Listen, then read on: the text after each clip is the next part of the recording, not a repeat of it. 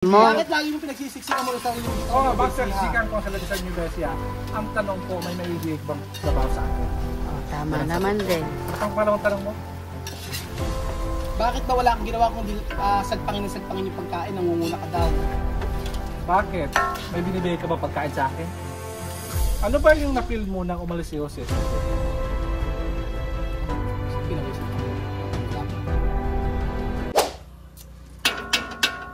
Hola, buenas tardes mga amigo. Hola, buenas amigos. Mainit na tanghali po sa inyong lahat mga amigo. Mainit na hapon po sa inyong lahat mga amigo. For today's video mga amigo, magluluto tayo ng hipon na nilasing. Lalasing. Actually nilalasing na siya. For today's content, magluluto po tayo ng butter Kailangan shrimp. medyo masyadong energetic. Magluto po tayo ng butter shrimp ngayong araw nito.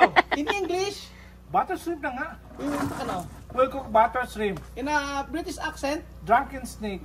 Drunken shrimp. Yung totoo, lubayan mo na. oo nga, ganito mga Tigilan amigo. mo. Siyempre, ngayon magluluto tayo ng pangmaramihang handa. Ito po mga amigo, ang ating nilasing na hipon. Ito, Nilagyan po yan ng alcohol. nilasing na hipon. Actually, ang ginawa nito ay binoid lang namin to ha. Kasi pagka ang hipon po ay hindi nyo niluto agad, mangangamoy. Amoy dagat. Ilang kilo to? Ito ay worth Malasing ba yan? parang 5 kilo? Ilan? Mahigit 5 yan. Mahigit 5 kilo mga amigo, lalasingin natin. So, Malasing yung dami. ang una natin nga ingredients ay oil. Maglagay tayo ng oil. Maglagay natin ng butter. Ganyan po mga amigo. Kita ba? Yes. Maglagay natin. Kailangan natin maglagay ng oil.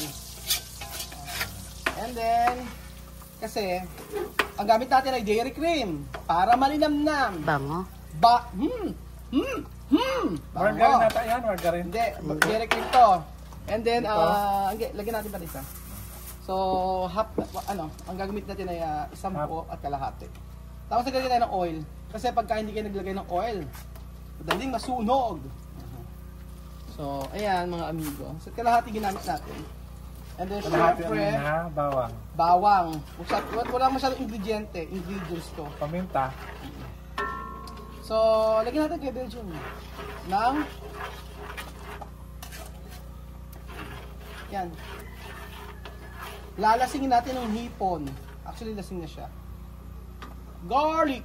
Garlic, ilan ba? Matindihang garlic po. Konti lang kasi mamaya gamitin mo sa... Gamitin pa sa isa to. Later. Ganyan lang siya. Ang bango. Mas pahinga ng konti. Ganyan lang siya mga... Ikaw Kuya Belgium, ano ang masasabi mo? Ano ang masasabi mo na sabing ganon, ikaw daw ay walang ginawa kung hindi Matulog. Ay, naghihigab na. Kailangan natin kumain para tayo maging malakas at masustansya ang ating katawan. Kasi kung ulit tayo kakain, wala tayo pang kain. Pero bakit pag kumakain ka, sobra-sobra yung dami ng kapagkain mo? Hindi mo, not in moderation. Actually, na-control lang nga sa pagkain. Kung nakita nyo, isang kain nila ako, isang kuha nila ako ng kanin, kung na-control nyo. Siguro, di mo siguro nakita lang yung mga mata, kaya nakapagsabi ka na hindi ko na mamunod yung pagkain ko. Madam, ano masasabi mo madam sa pagkain ni Kuya Belgium? Hindi, kinontrol pa pala nung lagay na yun. Mga bulag po silang dalawa na kumakain po ako, hindi na kung ano kumain. Siyempre, wala na pong... Hindi, meron, hininaan mo kasi. Di ba? Kasi medyo mahangin sa pinaglulutuan natin. Medyo mahangin sa paglulutuan natin. Alam nyo, Di ba? Sumasagot. O, siyempre, sige, ay, Belgium, pag nagluluto, kailangan daw nakatayo. Tapos nagpapahinga, papakuha muna golden brown muna yan eh. Ha? Golden brown muna yung bawang. Kapag na golden brown, magkwento ka muna yung mga... Ito nga, siyempre, ikaw tanongin mo ako, question and answer na lang. Bakit may damit ng Cebu? Galing ako Cebu before, di ba? Galing kami ni Mami Cookie. Alam ko, so, tanongin mo ako, tapos tatanungin kita. Ano ko na sa'yo? Ano bang feeling na maraming pera? Ano ang feeling na maraming pera? Kung sana nga marami, kaso hindi. Kaso feeling lang ano. Alam mo naman, Belgium, ng kasagutan. Bakit sa yung mga tanong mo hindi katotohanan? Ano ba? Totoo ba yun? Ano lang, hindi tayo maraming pera, marami lang tayong invest, mga amigo. So, antal pa ako tanong, bakit kailangan golden brown yung na bawang? Siyempre para yung aroma niya lumabas. Yung lasa niya lumabas. Yung amoy niya, yung aroma niya. Talagang habang kinakain mo yung hipon, talagang sold na sold ka. Actually, dapat nga, maglalagay, pwedeng ang margarine ang gamitin, margarine na garlic ang gamitin. Butter, antal nga, buttered shrimp sa English, luto mo? Nilasing na. Nilasing na hipon. Bakit nilasing? Ano bang? Ibig sabihin nilasing na hipon. Nilagay ba ng alak yun o kung anong pampalasa? Pwede ka maglagay ng alak actually. Pwede ka maglagay ng wine. Pwede ka maglagay ng whiskey or white wine. Para sa ganyan. Pero kasi siyempre dun tayo sa may ano lang, sa medyo mahina ang budget lamang. So ganyan. Hayaan mo mag golden brown. Ikaw nga tanongin ko Kuya Beljun. Paano kung dumating yung time na kailangan mo nang mamili between work and family, ano ang pipiliin mo? Pag sinabi sa'yo ni Den, balik ka na dito ng Bicol, bumalik ka na dito. Kailangan ka na ng anak mo, kailangan ka ng pamilya mo. Ano ang gagawin mo? Papaano mo i-explain ang lahat-lahat? Siguro alam naman niya ng asawa ko na nangyari sa mga ganyan. Alam naman niya yung buhay na kung naghihirap kami. Alam niya kung paano kami lumusot sa mga karayom para makamta ng aming mga gustong pangarap. Lumusot sa karayom? Sa karayom, maliit na karayom. Sa laki mo na yun, hindi ka lulusot. So alam niya kung paano, hindi ka kakasya. Kung paano niya naghihirap. Nakita naman niya yung ang nangyari sa bahay namin, di matapos-tapos. Ay, bigyan mo nga ako ng konting idea, ano ba yung bigyan mo nga kami ng idea, ano ba yung kasi naging buhay mo, yung sabi mong lumusot ka sa karayom, pero kahit di ka kasya. Yung gumagapang kami sa ilalim ng lupa, parang gano'n. Kuya Bel, pwedeng lumakad, ba't gagapang ka? Gumagapang ka dahil sa hirap ng buhay, yung wala kami trabaho. Mahirap talaga kasi. Wala akong trabaho. Ano na feel mo? Yung asawa ko, masahod lang siya, 2,000 lang ang sahod niya monthly, yung pera niya. Kasi nag-loan. Tapos, 8 months ako na wala ng trabaho. Kung paano. Buti na nga lang yung kanyang pamilya, yung family side niya, nagbibigay sa amin ng pagkain, ng bigas, ng sakong bigas, nagbibigay sa amin makain para may pampasusan yung pang-araw-araw na pagkain namin. Pag minsan doon kami, sabihan na ako din, doon tayo kumain kay mama kasi may pagkain doon. Kumbaga ayaw mo, makalib na tayo ng pangapunan namin. Kumbaga ayaw mo ma-experience uli yun. Ayaw ko ma-experience yun kasi nakita mo naman ang kalagayan ni Madam, di ba? Dati nagkumapang rin yan sa mga apoy. Sabi ko naman sa'yo, hindi kami gagapang. Lalakad kami. Lalakad daw sila. Yun. Kaya ka nahihirapan kasi gumagapang ka. Ayaw ko sa pag-usapan niya because dapas, ayaw ko umiyak sa harapan ng camera. Hindi, ano lang naman, nasa throwback. Teka lang, throwback lang naman, di ba? Ayaw ko umiyak sa mga ganyan kasi nasabihan tayong plastic. Pero ang totoo nila, deep inside, in my heart, I'm really emotional. Ba't kaya ibang tao pag nagsasabi ka ng totoo, yung may mga ano, sabi ang plastic, ano? Oo nga, yung totoo ka sa sarili mo. Iwan ko kasi piling nila, pag may camera, parang plastic lang paano kung yun talaga, emosyon, di ba? Oo, siguro ganun talaga. Okay, next question may mga klase ganun talaga kasi. Next question. Kung so ibig sabihin, hindi i-explain mo sa asawa mo na nandito ang trabaho, ganun? Alam niya yan. Because my wife is very understandable, broad-minded, open-minded, critical thinking, and test the hypothesis. Ano yun, Kuya Ben? Test the hypothesis. Siyempre hindi ka makaka-relate kasi madam, hindi mo alam yun. Patayin ko to. Sige. Parang scientific method lang yan. Sabi ko sa scientific hypothesis, hindi mo alam yun. Hindi ka makaka-relate dito. Scientific method lang yan. Nagkano nga, loading nga ako. Tapos, make a conclusion. Yun ang conclusion. Kailangan, kung puro ganyan sasabihin mo, papatayin ko na to. Hindi ko naiintindihan. Kailangan mabuhay tayo para sa ating pamilya. Natural. Kaya nga tayo nagtatrabaho, di ba? May tanong ako next question. Next question na kay Beljun. Tanong mo na ako. Tanong mo na ako. Ano ba ang gusto mo? Yung pinaka matitinding mga tanong na yung din pa na itatanong sa akin. Lahat, in general. Kahit specific. Question. Ang buhay natin, maraming mga patayan sa mundo. Maraming korupsyon sa lugar natin, especially dito sa Pilipinas, ay mga korap. So, paano masusolusyonan ang korupsyon sa Pilipinas? Paano masusolusyonan ang korupsyon sa Pilipinas? Seryosong tanong o sagot Alam mo, na? depende sa sagot mo kung gusto maging seryoso, kung Seryoso. gusto mong hindi maging seryoso, nasa iyo naman yan. Kasi ang maghuhusga naman yan, yung manonood. Paano ko masusolusyonan ang korupsyon? Sarili kong problema, hindi ko Hindi, totoo naman, hindi mo kaya solusyon. Kahit presidente nga, hindi masolusyonan yun. Kaya nga, napakahirap na tanong. Gusto niya kasi meron na tanong. Hindi, sa kanya. Paano ko masusolusyonan? Siyempre, dahil ako maging magandang halimbawa ako sa mga tao, yun lang naman. Kung tayong maliliit na tao, di siyempre, kung hindi ka nagiging corrupt, simulan natin sa ating mga sarili. O huwag tayo naging corrupt. O yung gano'n. Kung nga tanongin ko kay Beljun, Nakatapos na ako. next question ako naman sa'yo. Next question ko sa'yo ay, paano mo hinahandle yung mga nagsasalita ng hindi maganda sa iyo. Tulad ng wala kang ginawa kung hindi magsumiksik diyan sa Nueva Ecija. Wala kang ginawa kung hindi kumain ng kumain. Wala kang ginawa kung hindi kumain ng hindi masusustansya. Pagkakainan na nangunguna ka. Kapag ka merong pagkain, sinasakmal mo. Ayan, ngayon nga mo masasagot yan. Isa mo sa tanong. Lahat nun. Unang tanong mo, bakit pinagsisikan ko sa Nueva Ecija? Oo. Unang-una, mga... Wait. Next, etong Golden ay golden. Cut! Hindi mo na-cut natin. Lagyan natin ang Break mo na break. icon. You know, golden brown na siya. Mga Dahan lang pa. Ayan. Pag tira mo akong 10, sisigang ko. Yan mga amigo. Tapos, Dalawa. okay. Next question. Sagutin mo kay Beljun. Sagutin mo na. Ang tanong ko, kung bakit ako sa Nueva Ecija, Sagot mo. Bakit lagi mo pinagsisiksikan mo sa sarili mo dito sa Nueva bakit Ecija? nagsisikan ko sa Nueva Ecija?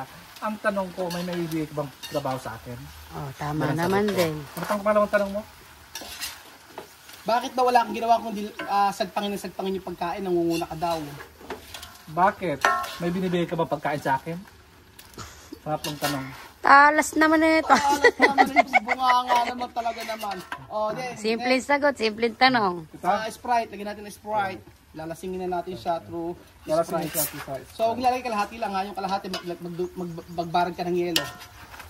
Ganyan. Ganyan. Okay na. Okay na yan. Yan na, Sprite. Tingnan ko kalahati. Okay, kalahati na. Okay, next. Ano pang tanong mo? Sakmalin.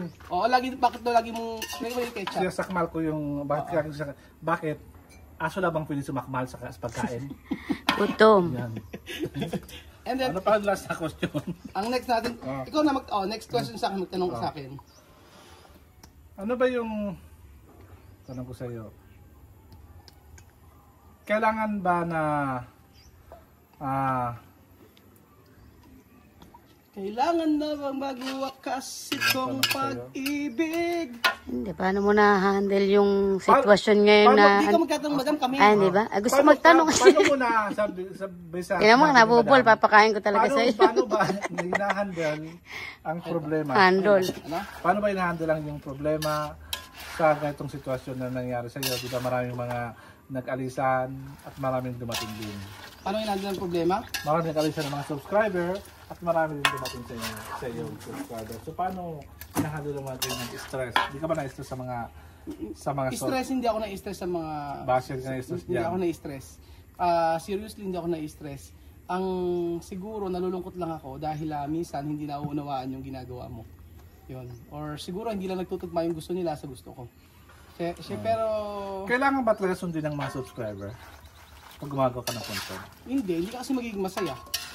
Pagka sinunod mo yung gusto ng ibang tao. Diba? Kasi kasi sa'yo na vlog, diba? Kasi diba nag-start naman ako mag-vlog before, hindi naman kagaya na talagang yung gusto mo ng maraming manonood talaga. Magkaroon ka na ng experience sa pagbablog, magkaroon ka ng remembrance sa pagbablog. Yun lang naman. Pero hindi ibig sabihin yung talagang nung una, gusto ko piniplease yung ibang tao. Pero naiisip ko, hindi naman ako magiging masaya kapag kasinunod ko yung ibang tao. Di gawin ko na lang kung ano yung makakabuti para sa akin. Paminta. And then huwag tayo maglalagay ng salt, mga amigo. Ano? Oo. Ang lagyan natin ay patis or toyo. Medyo may patis or toyo tayo. Patis Ganyan. meron din. Oo. Yan naman yun. So, meron pa tayong katanungan kay Belgio na napakalupit, mga amigo. Itong tanong na ito ay hindi ko alam kung kayang sagutin ko yung Belgium. Ayan, toyo ang gusto ko ilagay.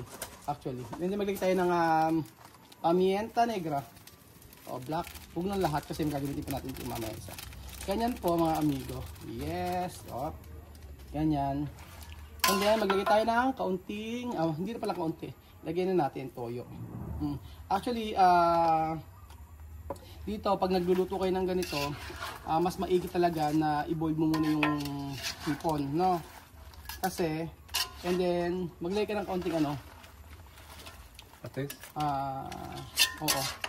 Kita yung konting patis. Huwag masyado marami ha. Pasap kasi. Hop, yeah. Okay na yan. So, patis kasi mga amigo, ito nagpapalasa talaga dyan. At saka yung ating sangkaterbang butter. So, abangan po natin. O, question ko, Benji, may question ako sa'yo na matindi. Ang question ko sa'yo, kung bibigyan ka ng chance, eto ang tanong ko sa'yo. Nung umuwi ka ng Pilipinas at nakita mo na yung buhay dito na talaga namang mahirap, nahirapan ka ba? Sa madaling salita. Nahihirapan ka na ba dito? Nahihirapan ka ba dito sa Nueva Ecija? Sinasagot kita. Sa madaling salita, ang yung katanungan ay napakadaling sagutin. Nakita naman niyo kung nahihirapan ako hindi. Kung nahihirapan ka, uwi ka na talaga, no? Oo. Kung nahihirapan sana ako, wala ako sa Pilipinas. Nasa ibang bansa ako. Ay, ito pala. Kasi marami akong mga paraan. Kung gusto kong bumalik ng ibang bansa, marami akong mga koneksyon. Kaso nga lang, mas pinipili ko sa Nueva Ecija, sa Pilipinas. Kasi nga, matagal na ako nag-aabol. Gusto ko rin ma-feel na nandito sa Pilipinas sa trabaho. Pero wala ka nang pagsisisi sa buhay mo? Wala pagsisisi. Ang pagsisisi ko lang siguro yung... siguro yung pag yung makinantiyan ko. Siguro yung sinisyan ko na pumaba ako sa ganito. Kasi minsan pupunta ako sa mall, nakita ko yung tiyan ko sa salamin. Natakot ako sa sarili ko. Natakot ako na baka balang araw biglang magkasakit ako. Kasi maraming mga tao namamatay sa heart stroke. Yun siguro ang mga kinatakot ko. Lalo si Marvin, mataas din ang BP niya, ng blood pressure niya. Kumaunan pa ako niyan, di ba? Nadama yan. Ano? Mga mataas ang mga BP nyo. Ano maunahan sa langit? Kayo tatlo, mataas ang mga BP nyo tatlo. Ano sabi maunahan si Marvin sa langit? Mali baka maun, kasi nga, baka biglang maun. Natakot nga ako sa sarili ko. Kaya kung palit ng tiyan. Ayun. Oo. Natatakot ako para sa iyo. May aksidente, mabaril. Baka may baril mo yung nawala mong... Nakita mo na ba? Baka mag-suicide. Kaya yun ang kinakaw. Kasi Marvin, baka ma-depression masyado. Kaya nga, pagbantay-bantay. Next question. Ito na, last na tanong sa akin, sige. Yung magandang katanungan, Kuya Belgio na. Yung pinakamasakit, gusto ka? Hindi na. Ano next na question? Bago matapos ang ating pagluluto ng nila sa May matatapos na yan. Ano ang nakita mo kaya? Ano ba yung na-feel mo nang umalis si Jose sa grupo? Hala, gusto ko pinawisan akong malapit din. Ano na-feel ko nang umalis si Jose sa Ano grupo? yung naramdaman mo? Ano yung may pagsisisi ba? May regret ka ba? O bakit umalis yun? O nag-isip ka bakit umalis yun? Nagpaalam? Ano ganun? Walang kaplastik ang sagot at dediretsuin ko. Maraming kasing balakid at sa mga nangyayari. Kung tatanungin ko kung ano yung naramdaman ko na umalis siya. Nagalit ka ba? Nainis ka ba? Wala akong galit. Sobrang lungkot ko kasi yung pinagsamahan kasi natin ay medyo malalim-lalim na. Malayo na yung narating namin nung umuwi kami ng Pilipinas. Yung pagkakaibigan namin, hindi pala malayo narating. Malalim na yung pinagsamahan namin.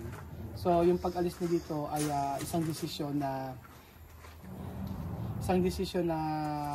ginawa niya na nagpalungkot sa akin kasi hindi naman biro yung ininvest na feeling sa bilang sa isang kaibigan. Kaya nga, di ba, hanggang sa huli, sabi ko, ever na babalik siya dito, itatanggapin naman namin siya. Pero sabi nga gano'n, kung gusto niya na makasama ang kanyang family at makapag-simula ng panibago, tatanggapin namin o tatanggapin ko. Yun. Pero yung sasabihin, ano yung feeling ko, regarding sa pag-alis niya, sobrang lungkot at lagi namin na pag-uusapan yun. Kasi may mga problema na pwedeng pag-usapan o may mga hindi pagkakasunduan na pwedeng pag-usapan. Yun lang naman. So anong ngayong na may dumating sina Madam, sina Marvin, anong... Yun ang pinagsisihan niya. Naging masaya ka ba Ba't ikaw sumasagot? Nadagan yung grupo, yung team. May nawala, may dumating naman. Kasi hindi marunong kasi makisama si Madam tsaka si Marvin. Marunong sila makisama, marunong sila makiramdam, alam nila kung yung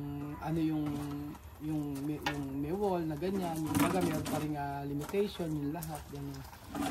Nagustuhan ko, iba kasi yung business partner.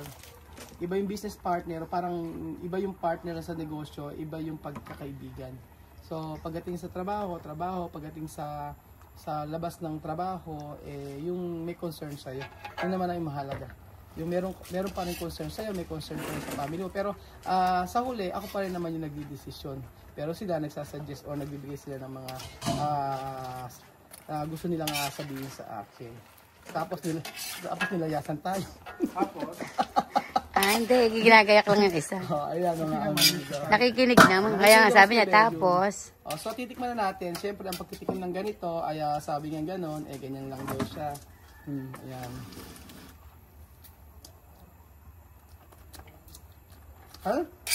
Sarap! Sabi sa inyo Ito ang aking ang specialty. Basta maglagay kayo ng ketchup. Kung wala, actually pwede pa maglagay tomato paste Tomato paste dito maglagay kayo tsaka ketchup. Pwede. Para masyadong So ganyan po mga amigo. Hayaan natin lumapot yung ating ginagawang inulutong hipon. Grabe yung katanungan ni Kuya Belgio na talaga. Hindi mo rin alam na itatanong sa'yo. Itatanong sa iyo. Na sabi niya, anong napili ko ng si Jose. So yun. So sa iba kasi, syempre may mga issue lumalabas kung ano-ano. Kasi di matapos-tapos na issue. Di matapos na issue. Don't worry, sabi ko sa inyo mga amigo, ano man yung mangyari at dumating yung time na bumalik siya rito ay tatanggapin namin at okay pa rin naman ang lahat. Ganun lang po mga amigo. So, ayan, luto na po mga amigo ang ating napakasarap na nilasing na hipon. Chan. Ayoko na masabaw. Ganyan lang siya. Sauce lang po mga amigo. Kainan na. Tikman muna natin. Magtikim tayo ng isa. Kaya pwede ko matikim. Kailangan mo tikman para sa para malaman nila kung gaano kasarap yung ating niluto. About sa sauce. Ayan. Kaya Belgium. Ikaw muna. Ikaw kasi ang masarap pag kumain kasi text ako. Tapos. And then after nito is tapos na. Paano yung mga basher? Ano ang basher? Yung sinasakmal yung pagkain? Oo, sinasakmalin ko na naman to. Okay. Hayaan mo na, sabi mo, hindi naman sila nagpapakain sa'yo. Okay, tingnan mo Okay, tingnan natin. Tingnan mo, okay. Kainin mo na sasakmalin kayo Belgium. Tikman po natin mga amigo ang ating luto. Sakmalin. Isa ko. Sarap. Lapot ng At pawis. syempre si Madam mga katitikim. Madam ayan, syempre makakatikim ka ng gusto. Dito ka Madam. Tikman nyo. Hindi ako masyadong mahilig din. Hindi ka masyadong mahilig pero kailangan mo tikman. Okay, tikim na isa. Ang ating niluto. Kaya. Ayan. Putok-batok pero syempre, ayan po si Kuya Belgium. Di ba may spicy dapat yan? Actually pwede ka maglagay ng sili kaso wala tayong sili. Pwede naman, depende sa inyo kasi may mga batang kakain. So, hindi lang pang matanda. Pang sports pa. So, grabe ang... Pag ito, sige. Hindi siya hilaw, Kuya Belgium. Kasi pagka... Hindi siya hilaw kasi inano na natin. Binold mo na siya. Pagka kasi Belgium, pagka nilagyan mo pa siya pag niluto mo pa siyang masyado, ang mangyayari is titigas na siya. Dapat ganyan lang siya. So, ano ang lasa? About the sauce? What can you say about the sauce? Manamis-tamis. Madama ng lasa. Anong masarap mga amigo. Ayan po mga kababayan ko. Ang ating nilutong hipon. So pausa-pausa ko mga kababayan ko. Thank you so much po at grabe mga katanungan ni Kuya Belgium. Hindi ko kinaya. At nagsalita na si Kuya Rool about po sa pag-alis ni Kuya Jose. Thank you so much po mga amigo at God bless po. Okay, next.